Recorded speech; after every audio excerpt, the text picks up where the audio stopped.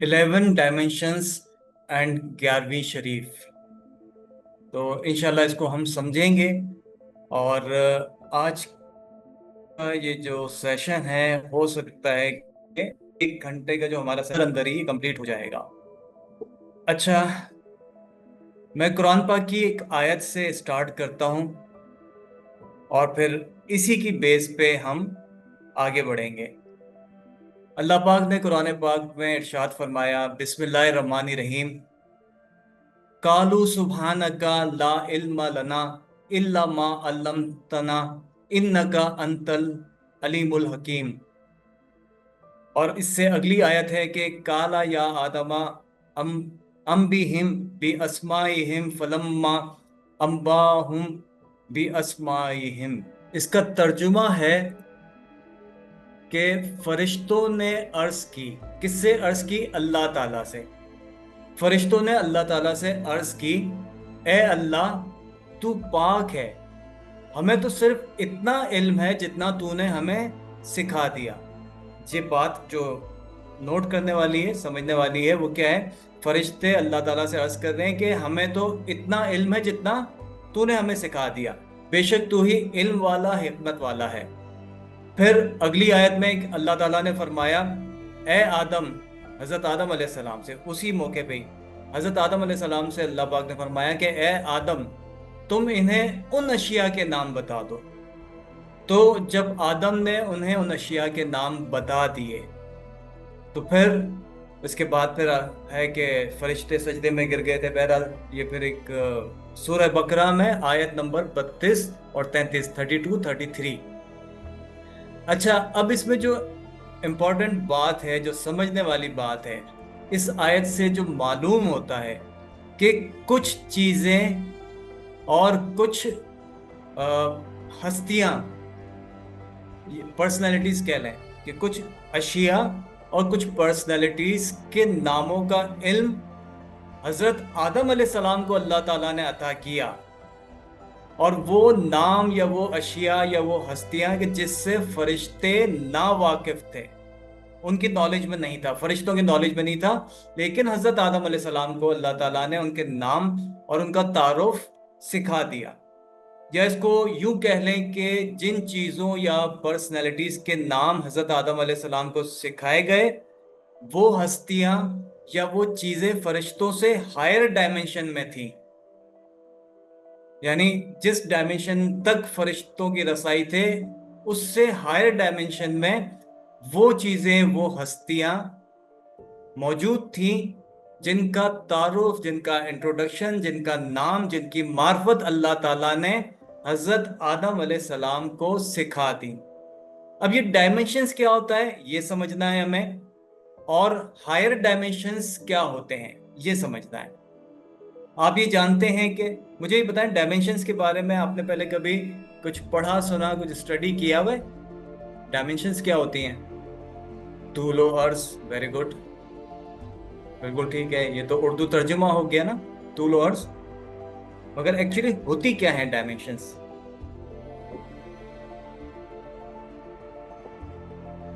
चलें इसको हम, बिल्कुल ठीक है, बिल्कुल ठीक, इसको हम समझते हैं कि डायमेंशंस क्या होती है। देखें, हम जिस कायनात में रह रहे हैं, है ना, इस दुनिया में, और ये दुनिया कायनात में है, तो हम जिस कायनात में रह रहे हैं ये 3 डायमेंशनल है, 3D है।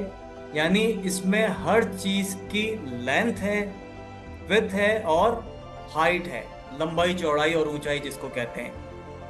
अब इसको समझते हैं और थोड़ी देर में आपको सारा कॉन्सेप्ट भी समझ में आ जाएगा।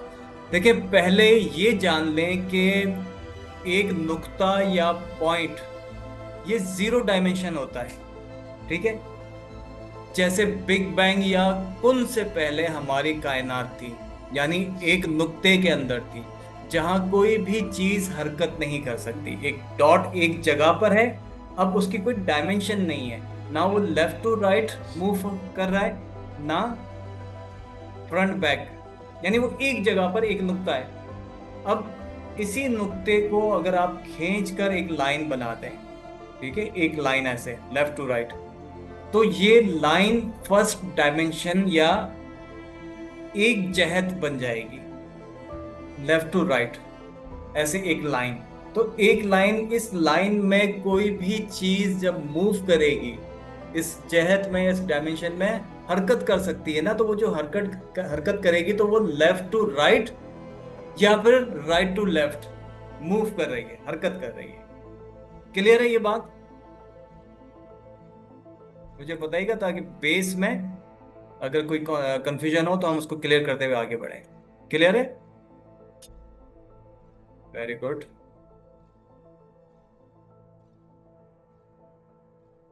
ठीक है, ये बात क्लियर हो गई कि एक लाइन अगर ऐसे है तो फिर ये एक डायमेंशन है। ठीक है। अच्छा, इसके बाद आता है सेकंड डायमेंशन। अब ये जो लाइन है, अगर फ्रंट बैक पे एक लाइन हो ऐसे, तो इसको क्रॉस कर रही है लाइन, एक लाइन ऐसे है और एक लाइन ऐसे हो, फ्रंट बैक, तो दो डायमेंशंस हो गई या टू डायमेंशंस हो गई। अब कोई भी चीज लेफ्ट टू राइट भी मूव कर सकती है और फ्रंट बैक भी मूव कर सकती है, यानी दाएं बाएं और आगे पीछे मूव कर सकती है। ठीक है, क्लियर? ऐसे अब वो क्रॉस में जाए, ऐसे जाए, जैसे मर्जी जाए, मगर लेफ्ट राइट और फ्रंट बैक मूव कर सकती है। इसको, इसकी एग्जांपल इस तरह से भी समझ लें कि आपने कभी अपने मोबाइल में स्नेक गेम खेला है? स्नेक गेम खेला है कभी? है ना? अब अगर आप मोबाइल को ऐसे रखें, यूं नहीं, मोबाइल को ऐसे रखें, और आप अगर गेम खेल रहे हैं, तो वो क्या होगा, जो स्नेक है वो लेफ्ट टू राइट और फ्रंट बैक मूव हो रहा होगा, है ना? जिसमें एक सांप होता है ना, वो मूव हो रहा होता है, तो लेफ्ट राइट और फ्रंट बैक मूव हो रहा हो। अच्छा, अब ये टू डायमेंशन आपको क्लियर हो गया। टू डायमेंशन अगर क्लियर हो गया, वो दरवाजा बंद कर देना, आवाज आती है बाहर से। एक मिनट, जल्दी से बंद कर दे। यहां तक क्लियर है? रिपीट करने की जरूरत तो नहीं है?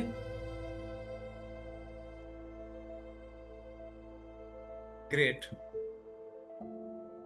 बस थर्ड डायमेंशन की तरफ आते हैं कि पहला डायमेंशन हो गया कि लेफ्ट टू राइट एक लाइन है कि जिसमें कोई चीज मूव कर सकती है।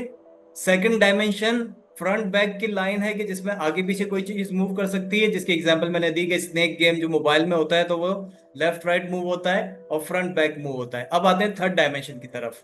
थर्ड डायमेंशन क्या होता है? ये गहराई या ऊंचाई होती है। ठीक है। फॉर एग्जाम्पल, अगर मैं ये कहूं कि इसकी ये दो डायमेंशन है, एक ऐसे है और एक ऐसे है, ये दो डायमेंशन समझ में आ गए। इसकी थर्ड डायमेंशन क्या है? जो इसकी ऊंचाई है। या अगर हम इसको यूं देखें, तो एक डायमेंशन ऐसे हो गई, दूसरी ऐसे हो गई, और ये इसकी गहराई हो गई। ऐसे होगा तो ये ऊंचाई हो गई, ऐसे हो गया तो ये गहराई हो गई। ठीक है ना? तो थर्ड डायमेंशन क्या है? ये थर्ड डायमेंशन ऊंचाई या गहराई होती है। ठीक है। अब जो आगे बात हम करने जा रहे हैं, इसको गौर से सुनना है और समझना है। फर्ज करें कि कोई ऐसी दुनिया हो कि जिसमें लोग टू डायमेंशन में रहते हैं, और हम ऊपर से या तीसरी डायमेंशन से उसे देख रहे हैं, है ना? यूं समझ लें कि हमारा जो फर्श है ये टू डायमेंशनल है, इसकी एक चौड़ाई है और एक इसकी लंबाई है, और हम ऊंचाई से अगर देख रहे हैं, तो एक 2D वर्ल्ड हो, दो डायमेंशन वाली दुनिया हो, और तीसरी डायमेंशन में ऊंचाई से हम उसे देख रहे हैं। या चलें एक और एग्जांपल देता हूं। हमारी दुनिया में ऐसे कीड़े भी हैं, हशरातुल अर्ज, ऐसे कीड़े भी हैं जो सिर्फ सामने की तरफ देख सकते हैं। वो ऊपर या दाएं बाएं नहीं देख सकते, सिर्फ सामने की तरफ देख सकते हैं। अब जमीन पर अगर वो कीड़ा चल रहा हो, तो उसे सामने की तरफ देख रहा है, तो वो या तो लेफ्ट राइट मूव कर रहा होगा, या फिर वो टर्न अगर हो जाता है तो फ्रंट बैक भी मूव कर रहा होगा। ठीक है, ये दो डायमेंशन में। अब उसी जगह पे, उसी फर्श पे अगर मैं या आप, हम खड़े हैं, मैं खड़ा हूं फॉर एग्जाम्पल, और मैं उसको ऊपर से देख रहा हूं, तो मैं उसको थर्ड डायमेंशन से देख रहा हूं, ऊंचाई से। क्लियर है? यहाँ ये बात समझ आती जा रही है? आप लोगों को समझ आ रही है? स्टार्टिंग आप लोगों ने मिस कर दी। चले, ग्रेट। अच्छा, रिपीट करता हूं कि वो लेफ्ट राइट मूव कर रहा है, फ्रंट बैक मूव कर रहा है, और थर्ड डायमेंशन से मैं उसको देख रहा हूं, यानी हाइट या ऊंचाई से देख रहा हूं। और उस जो कीड़ा है उसको हाइट का कुछ इल्म नहीं है, वाकफियत नहीं है। अब मैं खड़ा उसे देख रहा हूं, उस कीड़े कीड़े को देख रहा हूं, ठीक है? तो मैं उसके लिए थर्ड डायमेंशन में हूं, यानी ऊंचाई पर हूं। वो मुझे नहीं देख सकता, मेरा साया तो शायद वो देख लेगा, ठीक है, मगर वो मुझे नहीं देख सकता क्योंकि वो तीसरे या थर्ड डायमेंशन से वाकिफ नहीं है। इसी वजह से वो मुझसे भी वाकिफ नहीं होगा, ना वाकिफ होगा, है ना? अब मुझे ये बताएं कि वो थर्ड डायमेंशन से वाकिफ हो सकता है या नहीं? हो सकता है तो वो टू डायमेंशन का ना, तो थर्ड डायमेंशन का उसको मालूम नहीं है, वाकिफ नहीं है, मगर क्या वो वाकिफ हो सकता है?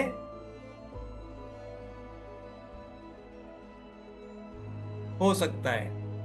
एक सूरत इसकी यह है कि वो जो कीड़ा मूव कर रहा है और मैं थर्ड डायमेंशन में हूं, मैं उसे उठाकर तीसरी डायमेंशन यानी ऊंचाई, हाइट उसको दिखा दूं, सैर करा दूं, तो मेरा उसको अपने हाथ से उठाकर सैर कराना, मैंने उसको उठाया अपने हाथ से और उसको थर्ड डायमेंशन दिखा दिया, तो मेरा अपने हाथ से उसको सैर कराना, इसे दस्तगीरी कहते हैं। कि मैंने उसे उठाया और अपने हाथ से उठाकर थर्ड डायमेंशन की सैर करा दी। वो था टू डायमेंशन दुनिया का, है ना, टू डायमेंशन का था। अब मैं थर्ड डायमेंशन में खड़ा तो हूं, मगर मैं उस टू डायमेंशन में भी हूं। मेरी रसाई थर्ड डायमेंशन में तो है, मगर उन टू डायमेंशंस में भी मेरी रसाई है, मैं मौजूद हूं उसमें भी। वो जो है टू डायमेंशन वर्ल्ड का था, उसको मैंने थर्ड डायमेंशन किस तरह से दिखाई? दस्तगीरी करके। क्लियर है ना? अब एक सूरत तो ये हो गई कि मैंने उसको उठाकर थर्ड डायमेंशन की सैर करा दी। दूसरी सूरत ये है कि वो मेरे करीब आए। अब मैं खड़ा हुआ हूं, वो टू डायमेंशनल वर्ल्ड में है, वो मेरे करीब आए, मेरे कदमों तक पहुंचे और ऊंचाई या थर्ड डायमेंशन तक रसाई हासिल कर ले। समझ आई ये बात? तो इस सूरत में मैं उसके लिए वसीला बन गया। अब एक और इंपॉर्टेंट बात, कि अल्लाह ने तो उसे टू डायमेंशन में बनाया था ना, और रखा, है ना, अल्लाह ने उसको रखा टू डायमेंशन में, मगर मेरे जरिए वो थर्ड डायमेंशन तक पहुंच गया। तो अल्लाह ने उसको टू डायमेंशन में बनाया और रखा, मगर अल्लाह ही ने मुझे उसके लिए वसीला बनाया। ये अल्लाह का निजाम है। इसे निजाम असबाब कहते हैं, आलम असबाब कहते हैं। ठीक है, चलें वापस आते हैं कि हमारी कायनात जो है वो थ्री डायमेंशनल है। यहां तक क्लियर? कोई कंफ्यूजन जल्दी से बताइएगा मुझे।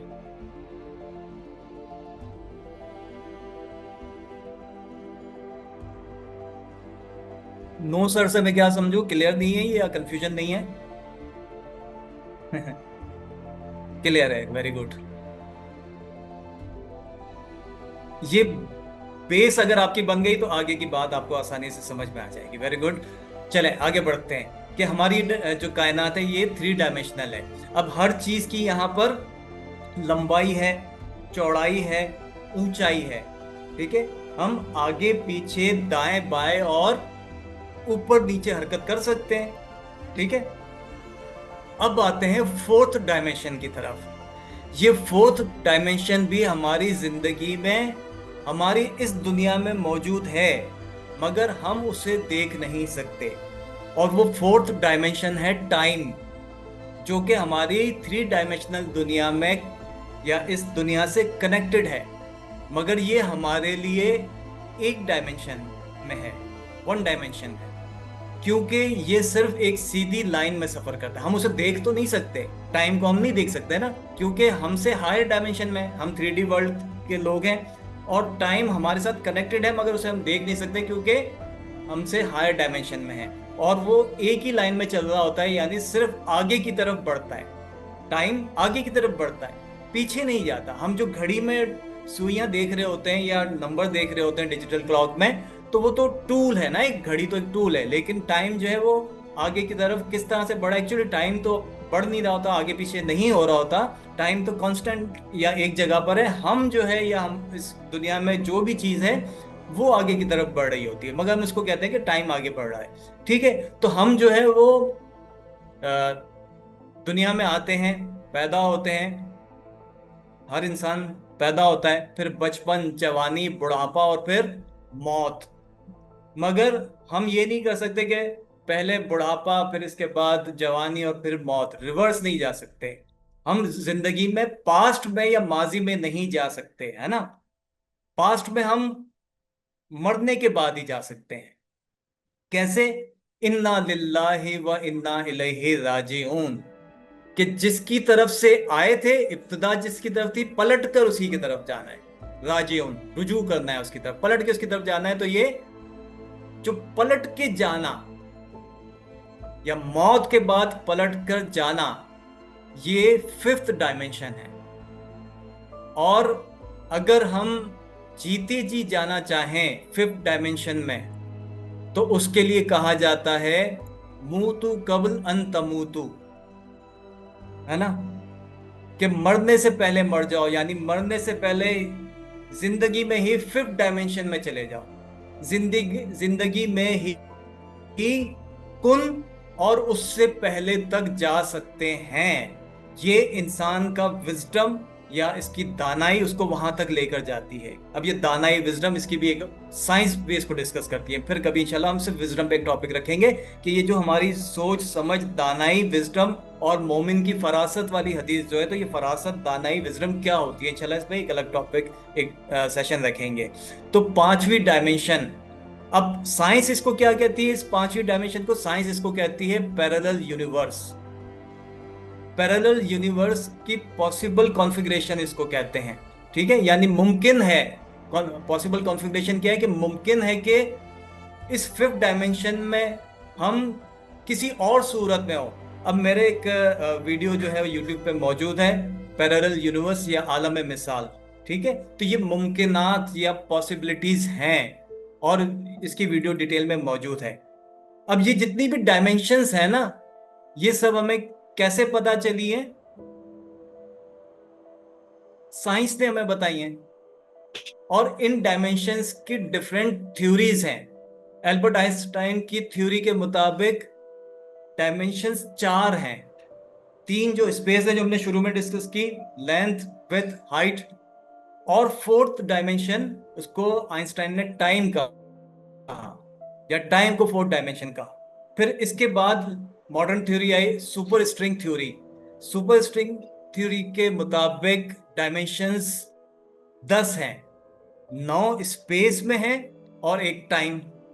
फिर एम थ्योरी के मुताबिक, एक एम थ्योरी है, एम थ्योरी, ये फिर इसकी डिटेल है कि एम थ्योरी का मतलब मदर थ्योरी भी है, इसका मिस्ट्री भी है, मतलब इसका एम का मतलब मैजिक भी है। ठीक है, तो एम थ्योरी जो है ये हमें बताती है, इसके मुताबिक 11 डायमेंशंस हैं एम थ्योरी। और ये जो एम थ्योरी है, ये जो 11 डायमेंशंस बताती है, यही सबसे स्ट्रॉन्ग थ्योरी है आज तक की। और फिर इसके अलावा एक और बॉसोनिक स्ट्रिंग थ्योरी भी है। ठीक है, बॉसोनिक स्ट्रिंग थ्योरी जो है वो बहुत माइक्रो लेवल पर जाके, और हिग बॉसोन का अगर आपने सुना हो, हिग बॉसोन से गॉड पार्टिकल्स भी कहते हैं। ये डिटेल्स हम कई मरतबा डिस्कस कर चुके हैं। तो बॉसोनिक स्ट्रिंग थ्योरी के मुताबिक 26 डायमेंशंस हैं। और ये जो थ्योरी है ये बहुत पुरानी ओल्ड थ्योरी है। बहरहाल 5 डायमेंशंस हम डिस्कस कर चुके हैं, आप लोगों को क्लियर है, समझ आ रही है? सिक्स्थ डायमेंशन, छठी डायमेंशन, ऐसी दुनिया जहां फिजिक्स के लॉ ऑफ फिजिक्स डिफरेंट हो। मसलन हमारी इस कायनात में या हमारी जमीन पर जो ग्रेविटी है, यहाँ पर स्ट्रेंथ है, यहाँ पर इलेक्ट्रोमैग्नेटिज्म है, तो वहां पर जो है सिक्स डायमेंशन में ये सिर्फ डिफरेंट हो सकती है, पॉसिबल है। और ये डायमेंशन जो है ये टाइम ट्रेवल को भी पॉसिबल बनाता है। अच्छा, अब मैं जो है ना ये सिर्फ थोड़ा सा इसका इंट्रोडक्शन देते जाऊंगा, इसकी डिटेल में नहीं जाऊंगा, क्योंकि इसको समझने के लिए फिर हमें बहुत सारी क्लासेस चाहिए। तो बहरहाल 6 डायमेंशन हो गई, 7, 8, 9 और 10 डायमेंशन जो है ना, बाकी की ये जो 10 डायमेंशंस तक, इन डायमेंशंस में फरिश्ते, अरवा, जिन्नात और जलीलुल कदर फरिश्ते होते हैं। जैसा कि हजरत जिब्राइल अलैहिस्सलाम, उनकी रसाई 10th डायमेंशन थी। 11 डायमेंशंस में उनकी रसाई नहीं थी। शबे मेराज वो सिदरतुल मुंतहा पर रुक गए। तो इन डायमेंशंस को साइंस क्या कहती है? ये जो बाकी हैं 7, 8, 9, 10, इनको साइंस के क्या कहती है, एक एक लाइन में हम इसको समझ लेते हैं ताकि इंट्रोडक्शन आप तक पहुंच जाए। तो 7 डायमेंशंस के बारे में साइंस कहती है कि ये जो 7 डायमेंशंस हैं ये मोर कॉम्प्लेक्स शेप्स यानी पेचीदा शक्लें हैं, जो बताती हैं कि जो पार्टिकल्स होते हैं और जो एनर्जीज होती है, फोर्सेस होती है, कैसे वजूद में आती हैं। ठीक है। और कायनात में ये थ्योरी बताती है कि कायनात में कुछ कर्व्स हैं, कुछ फोल्ड्स हैं, कुछ मोड़ हैं, कुछ खम हैं। तो ये उसको डिस्कस करती है। फिर आ जाते हैं 8 डायमेंशंस में। ये पैरेलल यूनिवर्स या मतवाजी कायनात जिसको कहते हैं, इसके बारे में भी वीडियो मेरी यूट्यूब पर मौजूद है। इसका आप डिटेल में आलम मिसाल के नाम से आपको ये वीडियो मिलेगी, पैरेलल यूनिवर्स। ठीक है। तो इसका मतलब क्या है कि पैरेलल यूनिवर्स है यानी हमारी कायनात के मतवाजी, इसके पैरेलल कोई और कायनात जहां हम ही किसी और फॉर्म में हो सकते हैं। मिसाल के तौर पे यहाँ पर अगर मैं डॉक्टर हूँ तो शायद मैं उस कायनात में इंजीनियर हूँ। मैं यहाँ पर अगर एक मीडिया पर्सन हूँ तो शायद वहां पर मैं कोई मोची हूँ, है ना, कोई मजदूर हूँ। तो ये आलम में मिसाल भी है और पैरेलल यूनिवर्स भी कहते हैं। इसकी डिटेल हम पहले डिस्कस कर चुके हैं, तो मैं इसकी डिटेल में अभी नहीं जा रहा, सिर्फ इंट्रोडक्शन दे रहा हूँ। आ जाते हैं अब 9th डायमेंशन। 9th डायमेंशन क्या है कि जहां फिजिक्स में वेरिएशंस हैं। फिजिक्स में वेरिएशंस है यानी मुमकिन है कि वहां एक दिन 50 साल का हो या फिर 50,000 साल का हो। ठीक है। अब आपको हदीसें याद आ रही होंगी ना, 50 साल, कयामत का दिन कितने साल का होगा आपको याद, कितने 50 साल का होगा, 50,000 साल का होगा, 50,000 साल का होगा ना। तो ये डायमेंशन जो है वो 9 डायमेंशन ऐसे हायर डायमेंशन में है। फिर 10th डायमेंशन में आ जाते हैं, ये मल्टीवर्सेस हैं यानी तमाम कायनात जितनी मौजूद हैं उनका मजमुआ, मल्टीवर्सेस। ठीक है। 11 डायमेंशन जहां तमाम कायनात है। अब ये बहुत इंपॉर्टेंट है, 11 तक हमें पहुंचना था। 11 डायमेंशन जो है ये जहां तमाम यानी जो 10 डायमेंशन थी वो क्या थी, मल्टीवर्सेस की तमाम कायनातों का मजमुआ। 11 डायमेंशंस की ये जो तमाम कायनातें हैं ये जिस जगह पे, जिस स्पेस में एग्जिस्ट करती हैं वो 11 डायमेंशन है। बल्क स्पेस कहते हैं इसे। ऐसा मकाम के जहां उस मकाम से तमाम कायनातें एक डॉट की तरह, जो 0 डायमेंशन हमने शुरू में डिस्कस किया था कि सबसे पहला 0 डायमेंशन हमने डिस्कस किया था। तो एक ऐसा मकाम के जहां तमाम कायनातें एक डॉट, एक नुक्ते की तरह नजर आती हैं। और फिर इसको अगर आप इस तरह से समझ लें कि इस तरह नजर आती है, तमाम कायनातें इस तरह नजर आती हैं जैसे हथेली पर राई का दाना। बात समझ आई है? बात समझ आई? मुझे साथ साथ आप बताते जाएं। यहां तक क्लियर? कोई कंफ्यूजन?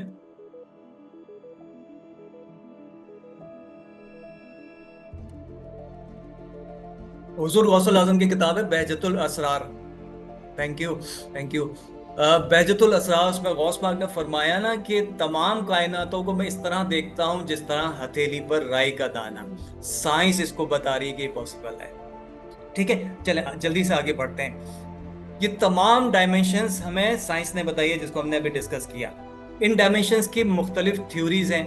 आइंस्टाइन ने ये थ्योरीज के मुताबिक 4 डायमेंशन, ये सारी चीजें मैंने आपको बता दिया। ठीक है। स्ट्रिंग थ्योरी हो गई और फिर एम थ्योरी और फिर बोसोनिक स्ट्रिंग थ्योरी।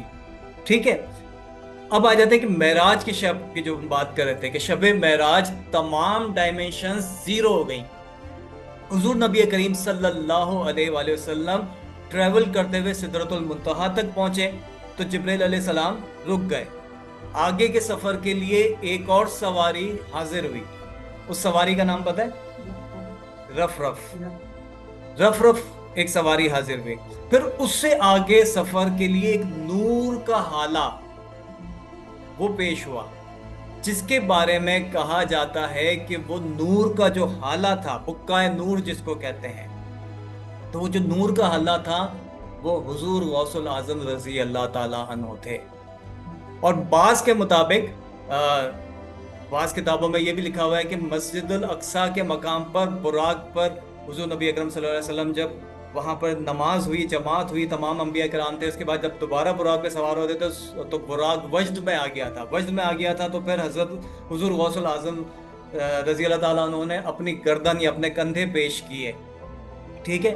और फिर हुजूर अकरम सल्लल्लाहु अलैहि वसल्लम ने गौसुल आजम सरकार के कंधों पर पांव रखकर बुराक पर सवारी की।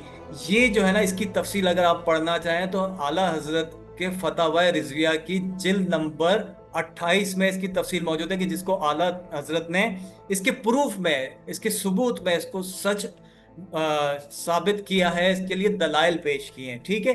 तो इसकी डिटेल में इंशाल्लाह जब रजब का महीना आएगा शब बरात में, तो इसको हम बहुत डिटेल में डिस्कस करेंगे। अल्लाह ताला ने जब कुन फरमाया ना, कायनात की इब्तिदा से पहले जब कुन फरमाया, तो तख्लीकात के फिर 4 स्टेजेस थे। मैं जल्दी से इसके स्टेजेस या मदारिज आपको बताता हूँ कि कितना 4 स्टेजेस है, मदारिज बने। पहला जो दर्जा था, स्टेज था, वो ये था कि मटेरियल या वसाइल के बगैर तख्लीक। अल्लाह ताला ने जब तख्लीक की इब्तिदा की तो कोई मटेरियल नहीं था।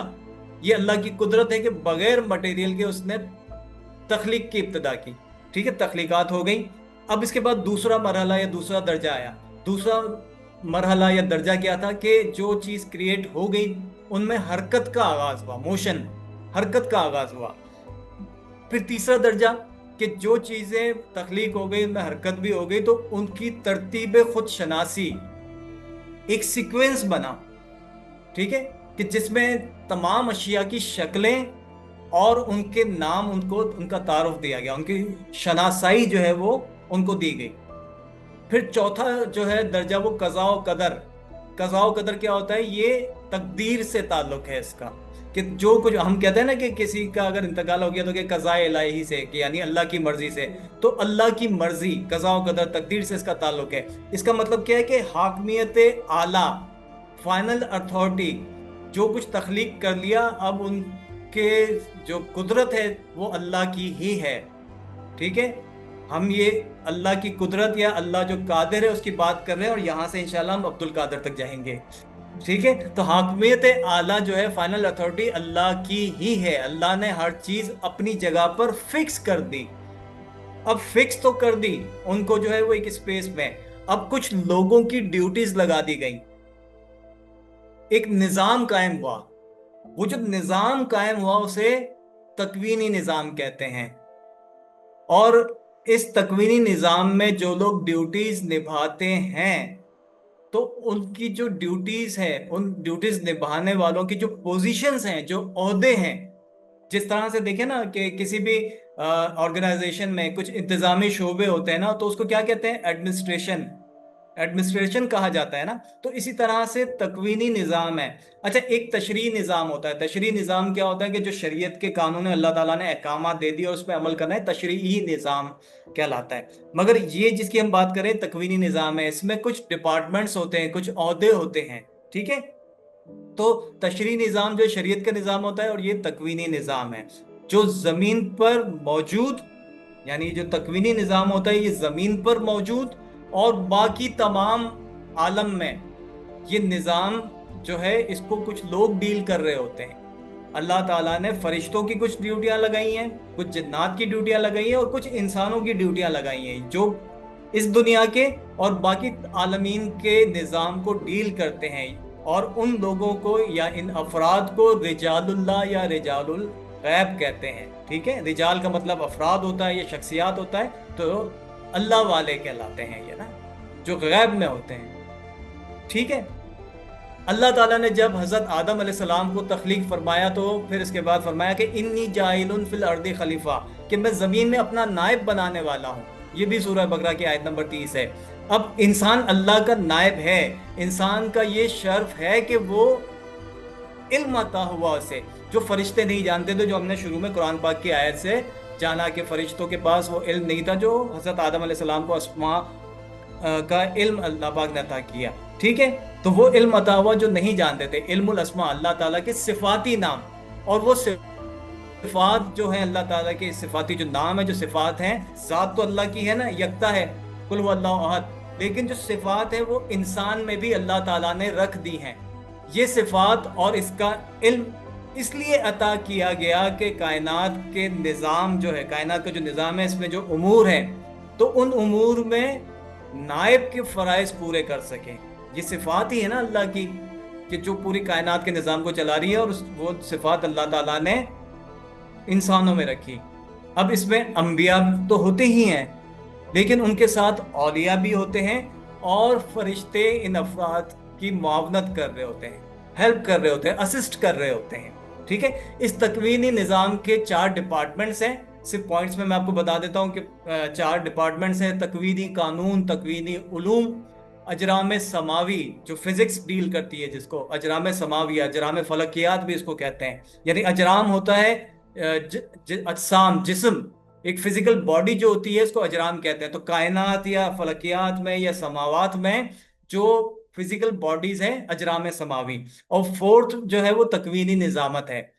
अच्छा, इन ओहदों के टाइटल्स आपके साथ शेयर करता हूँ। इनकी डिटेल्स हम इंशाल्लाह फिर कभी, हो सकता है नेक्स्ट वीक हम डिस्कस कर लेंगे। ये जो ड्यूटियां होती हैं, इनके जो टाइटल्स हैं, तो वो क्या क्या ड्यूटियां होती हैं। ठीक है, अब हम नीचे से ऊपर की तरफ जानते हैं। नीचे से ऊपर की तरफ ये जो ड्यूटियां होती है, जो ओहदे होते हैं, तो सबसे नीचे क्या कहते हैं। अच्छा, ये मैं आपको बता दूं कि ये जो मैं आपके साथ शेयर कर रहा हूँ ना, ये बहुत सारे लोगों ने डिफरेंट डिफरेंट ये ड्यूटीज बताई हैं। और फिर ऐसा भी हुआ है कि ये जो नाम मैं आपको बता रहा हूँ, ओहदों के नाम बता रहा हूँ, तो कुछ लोगों ने उन ओहदों में लोगों को जिस वक्त ऑन ड्यूटी होते हैं तो कुछ कहा जाता है, कुछ ऑफ ड्यूटी होते हैं तो कुछ और कहा जाता है। तो वो लोगों ने उसको भी अलग अलग काउंट किया है। मगर मैं आपको बिल्कुल जो टोटल जो कॉमन है वो मैं आपको बता रहा हूँ। तो नीचे से चलते हैं। जैसे मैं आपको बताऊं कि अब्दाल तो आपने सुना होगा ना, तो अब्दाल जब ऑन ड्यूटी होता है, कुछ रिजर्व होते हैं, लेकिन जो ऑन ड्यूटी अब्दाल होता है उसे सदर सुदूर भी कहते हैं। ठीक है, बहरहाल नीचे से चलते हैं कि मुफरिदान होते हैं, उनसे ऊपर मखदूम होते हैं, उनसे ऊपर अमदा होते हैं, फिर उनसे ऊपर नुजबा, नुकबा, अबरार, अखियार, अब्दाल, औताद, इमामैन, कुतुब, और कुतुब पर फिर एक उनसे ऊपर कुतुबुल अक्ताब होता है। ये कुतुबुल अक्ताब जो होता है, इनको भी कुतुबुल अक्ताब को गौस भी कहते हैं। ठीक है, और गौस का मतलब क्या होता है? गौस का मतलब है मददगार, फरियाद रस। ये विलायत का आला मर्तबा है। इन तमाम औलिया जो बाकी हमने ना, मुफरीदान, मखतूम, अमदा, नुजबा, नुकबा, अबरार, अखरियार, अब्दाल, औताद, इमामैन, कुतुब, कुतुबुल अतबाब, और गौस, जितने भी गौस हों, ठीक है, एक ही होता है एक वक्त में। मगर ये इन तमाम औलिया, ये सारे औलिया कराम के ड्यूटीज हैं, टाइटल्स हैं। तो इन सब पे तरजीह भी है, मुख्तलिफ जगहों पे ड्यूटीज हैं। जैसे औताद होते हैं, तो औताद जो है ये 4 कोनों को, शुमाल, जुनूब, मशरिक, मगरिब, शुमाल, जुनूब। ठीक है, कुतुब, कुतुब का मतलब होता है कि सेंटर। अब कुतुब में कुतुब मदार भी होते हैं, कुतुब इरशाद भी होते हैं, कुतुब तफहीम भी होते हैं। कुतुब मदार जो है वो ऑर्बिट्स को कंट्रोल कर रहे होते हैं। कुतुब का मतलब होता है कि जैसे लीवर होता है ना, एक्सेल होता है। ठीक है, तो जैसे चक्की चलाते हैं तो सेंटर में एक चीज होती है कि जिसको एक्सेल होता है, कि जिसके इर्द गिर्द घूम रहे होते हैं, तो वो भी होता है अच्छा, कुतुब का मतलब ये होता है। तो बहरहाल कुतुब इरशाद होता है जो तबलीग भी कर रहा होता है, दावत और इरशाद का काम कर रहा है। बहरहाल इसकी डिटेल इंशाल्लाह फिर कभी हम डिस्कस करेंगे। तो गौसुल आजम जो है इन तमाम औलिया किराम के लीडर है, हेड हैं। और वो कौन है? वो गौसुल आजम सरकार शेख अब्दुल कादर जिलानी रजी अल्लाह ताला अन्हु है। तमाम औलिया गौसुल आजम रजी अल्लाह ताला अन्हु से फैज हासिल करते हैं, जाहिर का भी, बातिन का भी, आलम अम्र का भी, आलम खल्क का भी। हुजूर गौस पाक आलम अम्र में और आलम खल्क में सबके मददगार हैं। गौस का मतलब होता है मदद करने वाला। अब सबके मददगार हैं, तमाम औलिया के लीडर हैं। और फिर जो है वो शब मेराज, जब हुजूर नबी अकरम सल्लल्लाहु अलैहि वसल्लम ने हुजूर गौस पाक के गर्दन पर कदम रखा था, उसके बाद फिर जो है आप सल्लल्लाहु अलैहि वसल्लम ने ये तोहफा अता किया कि तुम्हारा पाँव हर वली की गर्दन पर होगा। और फिर गौस पाक का जो टाइटल है, जो ड्यूटी है, वो तमाम औलिया कराम के सरदार हैं। तो फिर गौस पाक ने इसीलिए फरमाया ना कि कदम ही हाजी ही अला रकबती कुल्ली वली अल्लाह, यानी मेरा ये कदम हर वली की गर्दन पर है। ठीक है, अच्छा, तकवीनी निज़ाम में जितने जितने भी होते हैं, ये लोग रहते तो हमारे साथ हमारी दुनिया में ही हैं, और ये कायनात के निज़ाम को भी चला रहे हैं। हम इन्हें पहचान नहीं सकते। क्यों नहीं पहचान सकते? क्योंकि हमारी जो डायमेंशन, जिस डायमेंशन में हम रहते हैं, ये हमारी डायमेंशन में हैं। हम इनको देख रहे होते तो हमें लगता है ये हमारी तरह के इंसान है। लेकिन ये इस डायमेंशन में होते हुए भी हायर डायमेंशन में भी हैं। इनमें से कोई दुनिया से चला जाता है तो उसकी जगह दूसरे को अपॉइंट कर दिया जाता है, ठीक है। लेकिन हुजूर गौस पाक रजी अल्लाह ताला अन्हु की ये शान है कि इस दुनिया में आने से पहले, इस दुनिया में रहते हुए और पर्दा फरमाने के बाद भी गौसुल आजम ही हैं। पहले भी पिछली उम्मतों के भी जितने औलिया कराम थे उनके भी गौसुल आजम थे। जब अपनी हयात में थे, इस दुनिया में थे, तब भी गौसुल आजम थे, बचपन से लेके आखिरी सांस तक। और फिर जब इस दुनिया से तशरीफ ले गए तो आज तक और कयामत तक तमाम औलिया कराम के सरदार हैं। और ये हुजूर नबी अकरम सल्लल्लाहु अलैहि वसल्लम, अंबिया कराम, हुजूर नबी अकरम सल्लल्लाहु अलैहि वसल्लम, पंजतन पाक अहले बैत, और फिर जो 12 इमाम है ना, तो उन इमामों के बाद इमाम मुजद्दिद अल्फे सानी है ना, इमाम रब्बानी मुजद्दिद अल्फे सानी, हजरत मुजद्दिद अल्फे सानी जो है, उनकी मकतूबात है, उस अपनी मकतूबात में वो लिखते हैं कि हुजूर गौसुल आजम यानी 12 इमामों के बाद, अहले बैत और 12 इमामों के बाद गौसुल आजम का मकाम सबसे बुलंद है, ठीक है। तो बहरहाल औलिया अल्लाह में कुछ और औलिया भी होते हैं। ये गौस पाक का जो तारुफ, जो कुछ आज के इस सेशन के टॉपिक की निस्बत से ज़रूरी था, वो मैंने आपके साथ शेयर किया। कुछ और हम एंड करते हैं कि ये जो औलिया कराम जो हमने देखे, तो इनके अलावा कुछ और औलिया कराम इस तरह से होते हैं कि उनमें से कुछ अबुल वक्त होते हैं। अबुल वक्त कौन होते हैं? कि जो वक्त पर, फोर्थ डायमेंशन पर, वक्त पर, टाइम पर कादिर हो। जब चाहे वो टाइम को अपने ऊपर तारी कर ले और जब चाहे इससे दूर हो जाए, आजाद हो जाए। वो जब चाहे वक्त के पाबंद हो, जब चाहे वक्त की पाबंदी उन पे लागू नहीं होती, इन पे अप्लाई नहीं होती। ये अबुल वक्त होते हैं। कुछ इब्नुल वक्त होते हैं, ये वक्त के पाबंद होते हैं, ये वक्त से हायर नहीं जाते, ये वक्त के पाबंद होते हैं, ठीक है। फिर इनकी अपने हम इंशाल्लाह फिर डिस्कस करेंगे। फिर कुछ मलामती होते हैं कि इबादत गुजार तो हो मगर लोगों की नजरों में गाफिल नजर आए। मलामती वो होते हैं, लोगों को नजर आ रहे होते हैं गाफिल, मगर ये इबादत गुजार होते हैं। अब आखिर में आ जाते हैं कलंदर। ये आजाद होते हैं। कलंदर जो है आजाद होता है। आपने कभी पढ़ा है कलंदर के बारे में? कभी पढ़ा है कलंदर कौन होते हैं? कभी रिसर्च की है कलंदर कौन होता है?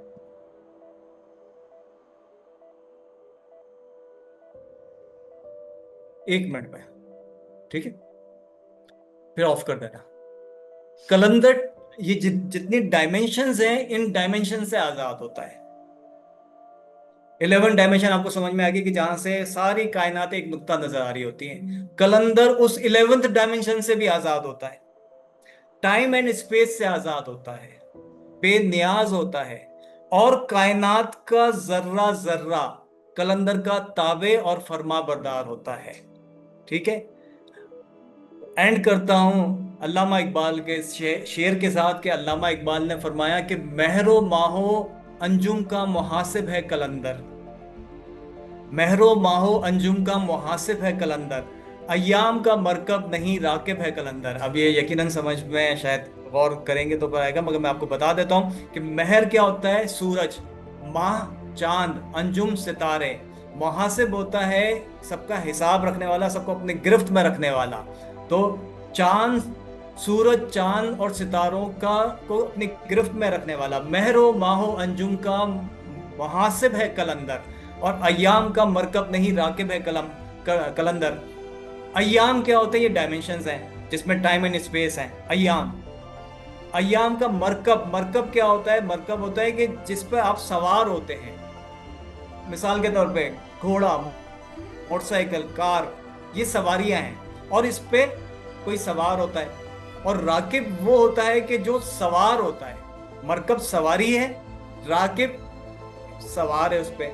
तो अय्याम का यानी डायमेंशंस का मरकब, अय्याम का मरकब नहीं, राकिब है कलंदर। कि कलंदर जो है वो सवारी नहीं है किसी और के, उसकी लगाम किसी और के हाथ में नहीं है। बल्कि वो खुद सवार है, हर चीज की लगाम कलंदर के हाथ में है। फिर रिपीट करता हूं, महरो माहो अंजुम का मुहासिब है कलंदर, अय्याम का मरकब नहीं राकिब है कलंदर। ठीक है। तो आज का ये टॉपिक था थोड़ा सा डिफरेंट और डिफिकल्ट था। मैंने कोशिश की कि आसानी से, और जितना मैं आसानी से आप तक पहुंचा सकूं मैंने कोशिश की है। अगर आपकी समझ में आया तो ये आपकी वुसअत है आपके जहन की, और अगर नहीं समझ में आया तो ये मेरी कोताही है कि मैं शायद पहुंचा नहीं सका। ठीक है। जी, होता है कलंदर, क्या बहुत सारे औलिया कराम होते हैं जो गायब हो जाते हैं। ये एक्चुअली क्या होता है, ये कुछ मैंने कहा ना, कुछ पार्टिकल्स के बिहेवियर होते हैं ना। साइंस इसको क्या कहती है कि कुछ पार्टिकल्स होते हैं, उनके बिहेवियर ये होते हैं कि जब, ये लाइट ऑफ करनी है तो कर दो। कुछ पार्टिकल्स होते हैं जिनका बिहेवियर ये होता है कि जब इनको किसी चीज से ऑब्जर्व किया जा रहा होता है ना, उनको देखा जा रहा होता है, तो उनके उनका बिहेवियर डिफरेंट होता है, उनकी शक्लें डिफरेंट होती है। लेकिन जब उनको ना देखें, उनको ऑब्जर्व ना करें, तो वो कुछ और शक्लें होती हैं। कभी ऐसा कुछ पार्टिकल्स ऐसे होते हैं हमारी इस कायनात में, कुछ पार्टिकल, कुछ जर्रात ऐसे हैं माइक्रो लेवल पे, कि उनको अगर नहीं देख रहे तो वो किसी और शक्ल में है। लेकिन जैसे उनको देखते हैं, ऑब्जर्व करते हैं, तो वो अपनी शक्लें बदल लेते हैं या गायब हो जाते हैं। जैसे जिन्नात होते हैं ना, अक्सर आपने देखा होगा, मूवीज में भी देखा होगा, और बहुत सारे लोग हमारे साथ शेयर भी करते हैं कि उनके साथ पर्सनल एक्सपीरियंस भी होता है कि ऐसा लगा कि कुछ है मगर देखा तो कुछ भी नहीं है। मूवीज में आप देखते हैं कि वो दिखा रहे हैं कि एक चेयर हिल रही है, मगर उसकी तरफ देखा तो, पलट के देखा तो बिल्कुल सीधी हो गई। ऐसा लगता है पीछे कोई खड़ा हुआ है, पलट के देखा तो कुछ भी नहीं है। ये रियलिटी है, और साइंस में इसको पार्टिकल्स के बिहेवियर्स कहते हैं। बहरहाल इस पर फिर कभी इंशाल्लाह डिस्कस करेंगे।